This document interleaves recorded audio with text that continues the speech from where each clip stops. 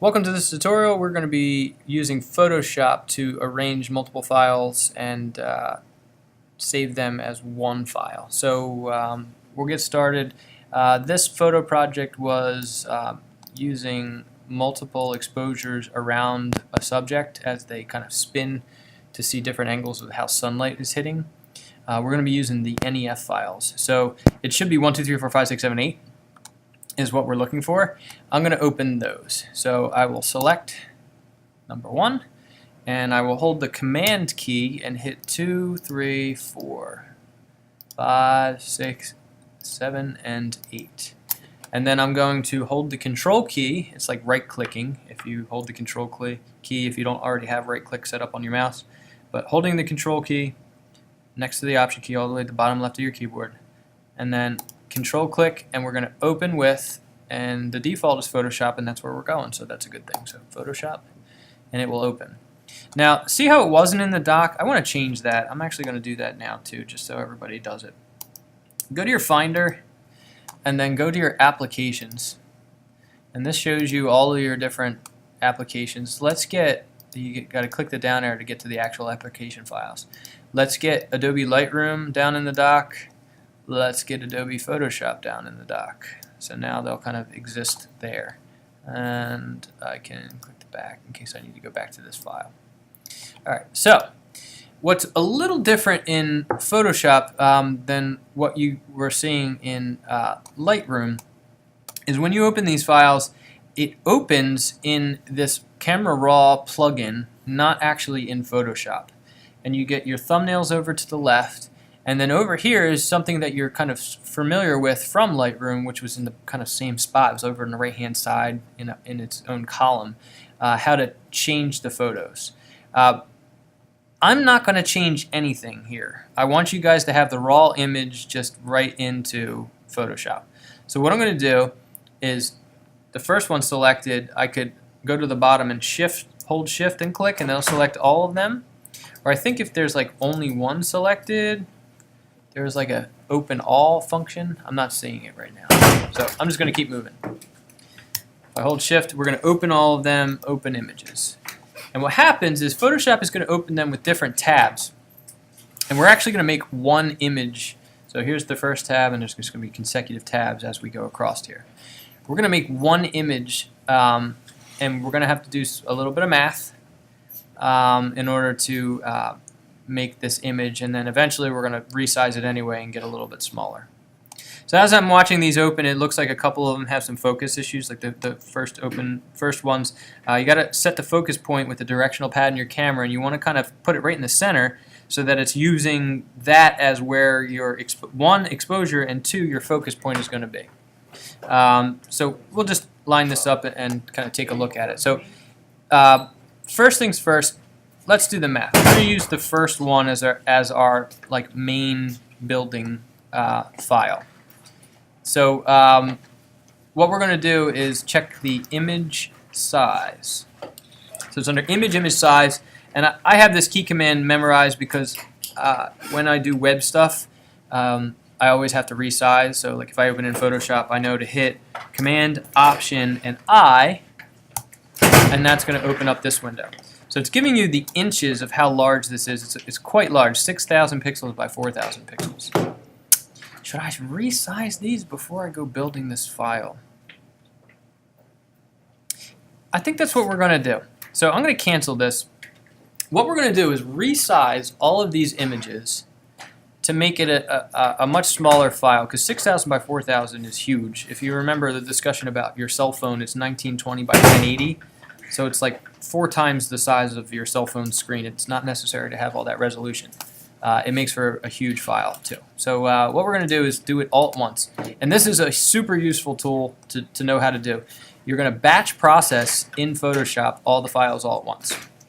So what you would do is you have to bring up your Actions palette. So Windows and then Actions, Workspace, where is it? There it is, Actions. Okay, so you get this little play button over here.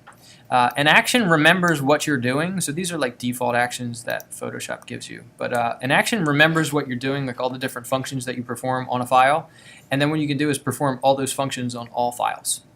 in like one shot. So we're going to start the action. We have to make one first. So it's this icon here, create a new action, and we're going to click the record button. So it's going to be called action number 1. I'm fine with just naming them action 1, 2, and 3 because I usually it's like a one-off thing. Unless I have to do it all the time, I'll save it as something else. But for this instance, we're going to call it action 1. And then the next step we're going to do is resize this. So Command Option I, that brings up image size. We'll change over to pixels. And I like all my stuff to be 1920 by 1080, so let's go there. This sensor has a different resolution, so this was set to 4:3 rather than 16:9. So 1920 by 1280 is where we're at with that. So we'll say OK. And you'll notice that the image got a lot smaller. And then I'm just going to stop that action. What I typically do is I would run the action, and I would also save this file in a folder and close this file all in the same step. But I'm going to leave them open. So I'm going to hit the stop button. And then what I can do is I can go to File, then Automate Batch. And then it's going to play action number 1. And the source is going to be open files, so all the files that are open. And we're going to say OK. And what happens is it's going to resize all these all at once. So now if I click through, they're all at the same resolution, a much smaller resolution. So now back to that math lesson here. Command Option I brings up this window. We are going to make a single file. So 1280 here. We need to get 8 of these stacked on top of each other. So we're actually going to change our canvas size, not our image size. I'll show you that in a second. But I just wanted to get the actual image size. So, using the calculator, not calendar. Using the calculator, we're going to go 1280 times 8, because there are going to be 8 different images stacked on top of each other. It's going to give us 10,000 pixels, 10,240 pixels tall.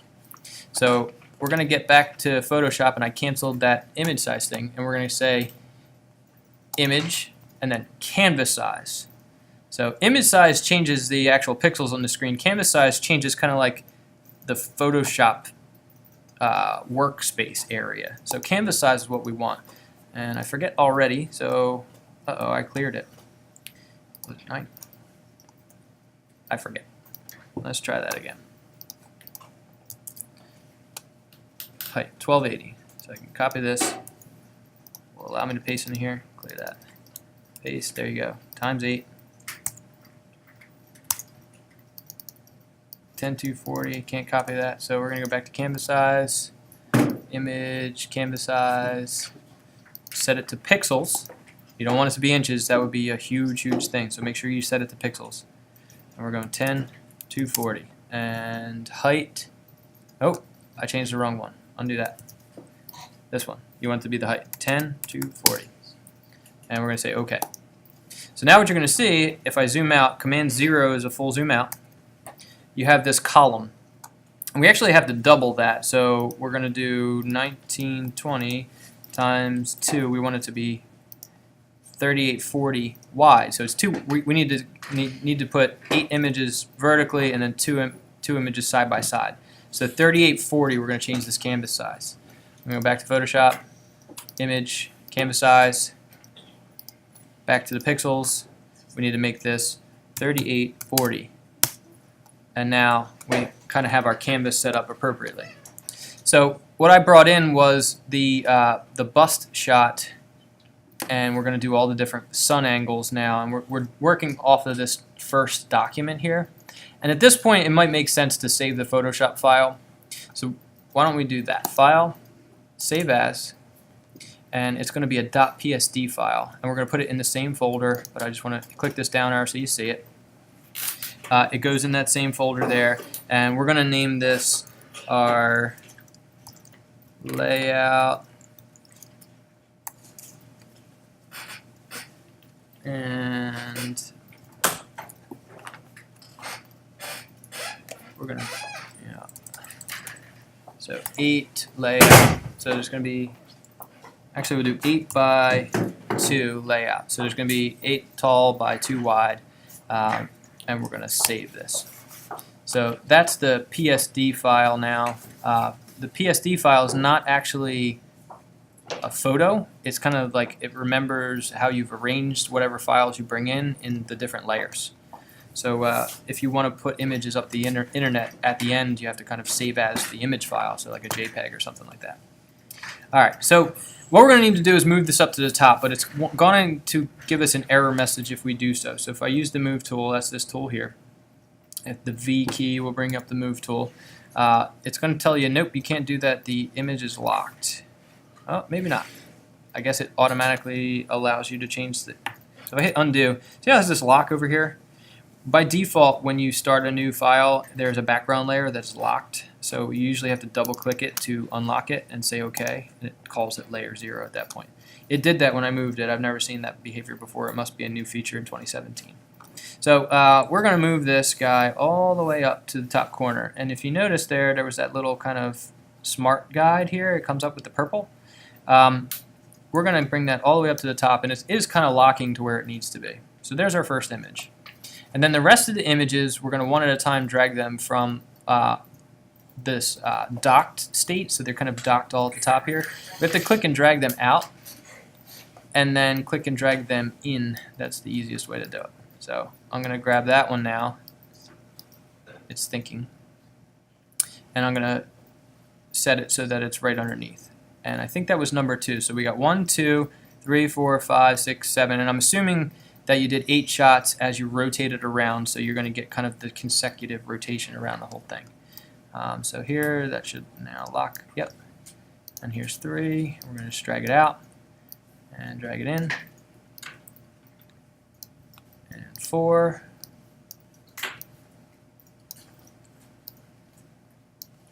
And 5.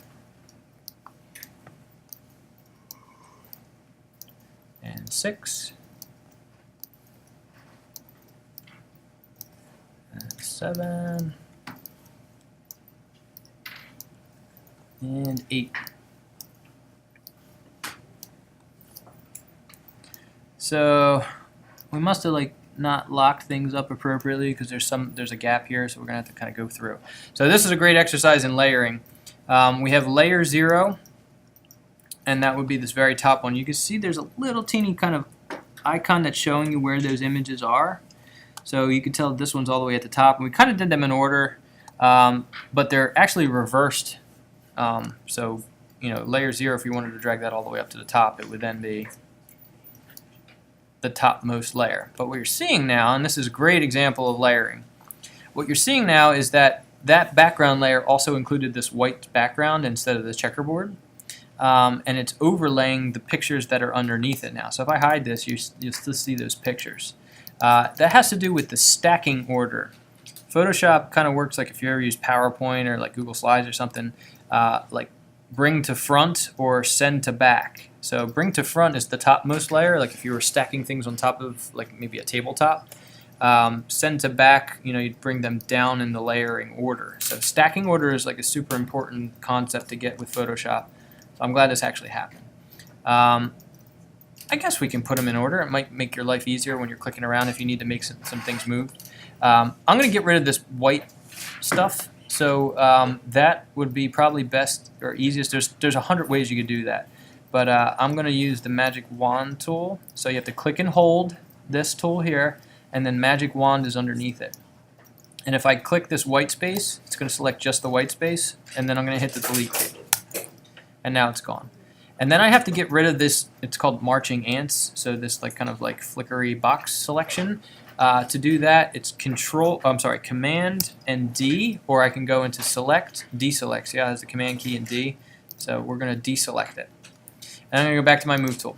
And then I'm going to relayer again. So I'm going to put these in order. I wonder if there's a way to sort that quickly. I don't know off the top of my head, so I'm going to do it the slow way. 1, 2, 3, 4, 5, 6, and 7. And where's 8? I miss 8? Oh, it starts at 0. So 0 through 7 is what we got going on here.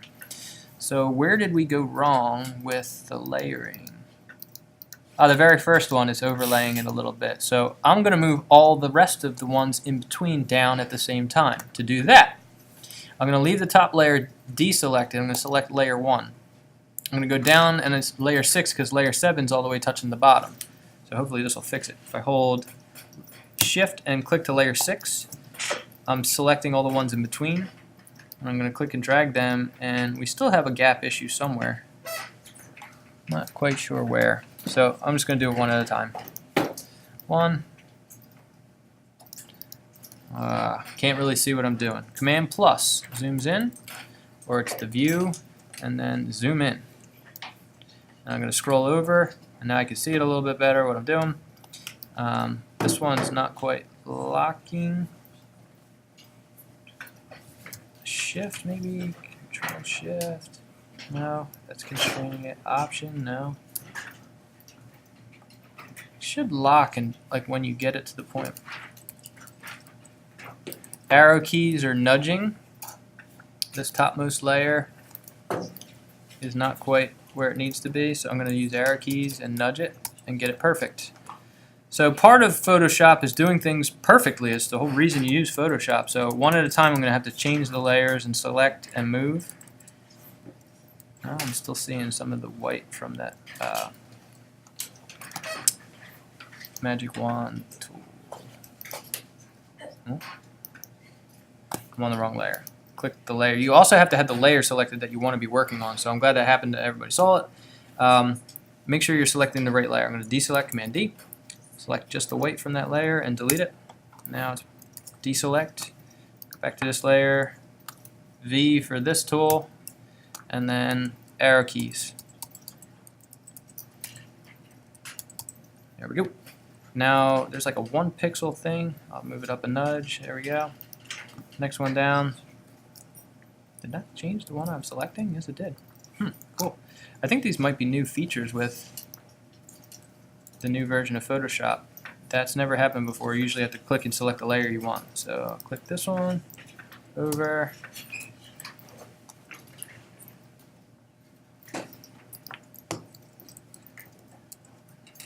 That one. And 7. So now it's looking like we're perfectly lining up. I'm going to have to edit this tutorial later, so I'll stop.